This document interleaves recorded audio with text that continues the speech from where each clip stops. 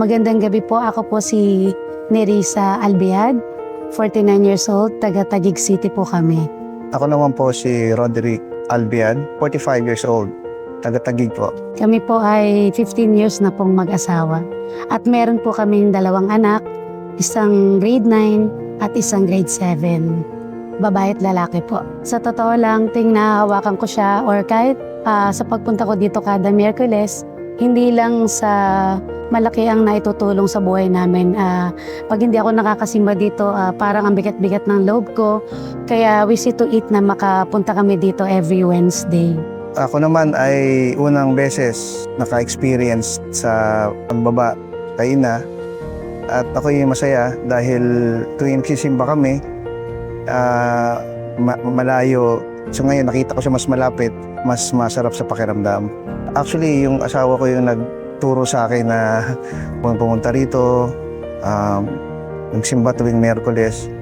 At malaki yung naitulong sa akin, lalong-lalo na sa pakikitungo sa ibang tao at sa ugali, personal na ugali. Sobrang laki ng pagbabago sa akin. Minsan nagugulat na rin ako sa sarili ko na kung ako pa rin ba yung dati. Kasi mula nung nagpunta ako dito, malaki yung napansin ko sa sarili ko, sa buhay namin na mag-asawa, pagsasama namin.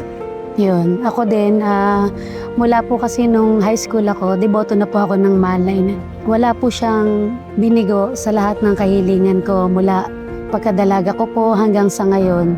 Lahat po ay pinagkakaloob niya sa amin, sa akin, at lagi niya po kaming ginagabayan. Malaki po ang naitutulong niya sa amin. Kasi sa pagsimba lang namin dito, sobrang gumagaan yung kalooban namin. At kahit anong problemang dumarating, for sure, ma-overcome namin. Ayun, kaya malaking pasalamat po kami kay Ina.